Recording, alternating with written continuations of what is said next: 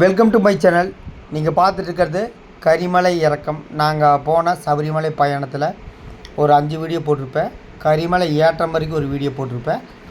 அந்த கரிமலை ஏற்றம் எந்த அளவுக்கு ஏறுனீங்களோ அதே மாதிரி கரிமலை இறக்கம் ரொம்ப டேஞ்சரான இறக்கம்தான். ஏற்றம் எப்படி வேணால் ஏறிடலாம், ஆனால் இறக்கம் பார்த்தீங்கன்னா பூரா கல்லுகள்லாம் பாறை பாறையாக இன்ச்சாக தான் இருக்குது. அதுதான் இறங்கிட்டு இருக்கிறாங்க. பாருங்கள், ஒரு பாறைக்கு நடுவில் தான், மரத்துக்கடை நடுவில் தான் சுவாமிமார்கள் ஐயப்ப பக்தர்கள் நடந்து போயிருப்பாங்க. கரிமலை இறக்கம் ரொம்ப ரொம்ப டேஞ்சரான ஏரியா. அதாவது யானைகள் நடமாட்டம் அதிகமான இருக்கிற ஏரியா. இது கொஞ்சம் பாதுகாப்பாக தான் இறங்கணும், ஏன்னா ரொம்ப டீப்பாக தான் இறங்கணும்.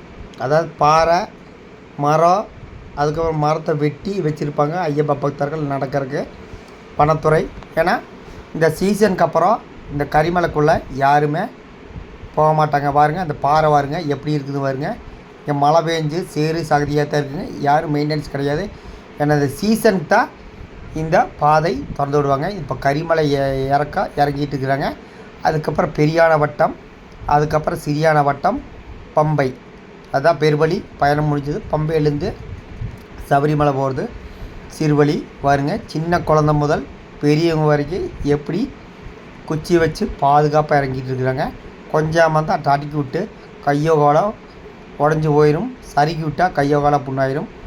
அதாவது சுமார் 7 வருஷத்துக்கு முன்னாடி இங்கே மழை வந்து நிறைய பக்தர்கள் கையோ காலோ உடஞ்சி விபத்தாகி போச்சு. அதனால் இரவில் நடக்கிறதுக்கு அனுமதி இல்லை. இந்த கம்பி பாருங்க, அந்த பக்கம் பார்த்திங்கன்னா டீலா மாதிரி இருக்குது. அந்த வழியில் தான் ஐயப்ப பக்தர்கள் பாதுகாப்பாக இறங்கி போயிட்டுருக்குறாங்க. சபரிமலை போகிறது ஈஸியான கிடையாதுங்க. அது பெருவழி பயணங்கிறது ரொம்ப ரொம்ப கடினமான பாதை. நீங்கள் போயிட்டு வந்தீங்கன்னா உங்களுக்கு உடம்புல இருக்கிற வழியெல்லாம் பறந்து போயிடும். இந்த பாறை வழியில் தான் நடந்து ஐயப்ப பக்தர்கள் நடந்தபடியே இறங்கி வந்துட்டுக்கிறாங்க. பாருங்க, ஒரு சில ஐயப்ப பக்தர்கள் அப்படியே கெஸ் வாங்கி உட்காந்துட்டுக்கிறாங்க. இந்த கரிமலை இறங்குறது சுமார் ஒரு 3.5 கிலோமீட்டர் தான். ஆனால் டைம் பார்த்தீங்கன்னா ஒரு 3 மணி நேரத்துலேருந்து 4 மணி நேரம் ஆகிடுது. என்ன காரணம்னா, இறக்கம் கண்டிப்பாக பாதுகாப்பாக பிடிச்சி தான் இறங்க முடியும். எத்தச்சோடு மரத்தை வெட்டி வச்சுருக்காங்க பாருங்க. என்ன காரணம்னா, ஐயப்ப பக்தர்கள் நடந்து போகிறதுக்கு வனத்துறை பாதுகாப்பாக செஞ்சு கொடுத்துட்ருக்குறாங்க. இப்படியே தான் போகும்.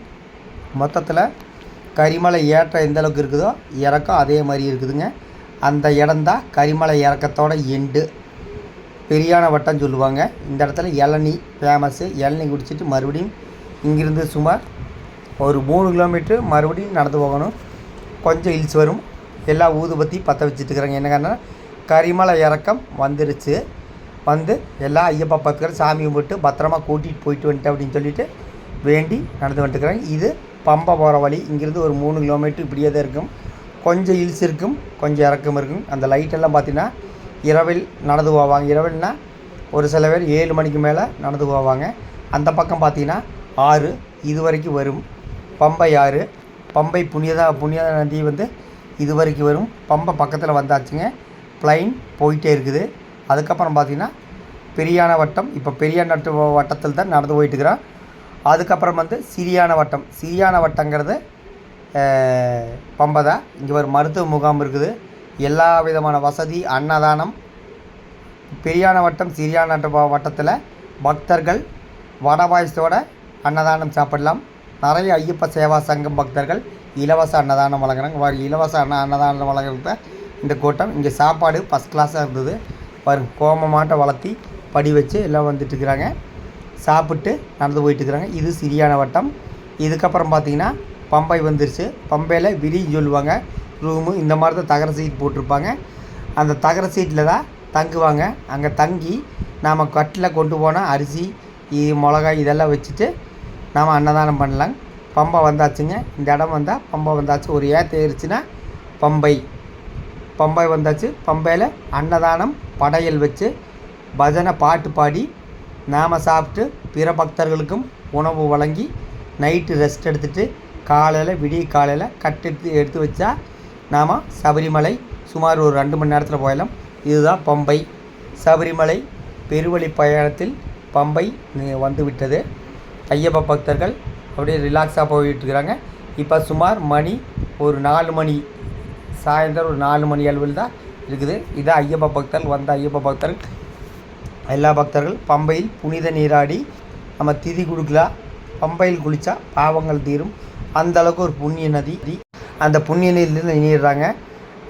போலீஸ் எத்தனையோ அட்வைஸ் பண்ணியிருக்குது. இங்கே வந்து நீங்கள் வந்து நம்ம கொண்டு போகிற வேட்டி விடக்கூடாதுன்னு சொல்லுவாங்க. ஆனால் பக்தர்கள் கேட்க மாட்டாங்க, விட்டுட்டுக்கிறாங்க. இது நாங்கள் கொண்டு போன இடத்துல விரி, அதாவது தங்குற இடம்.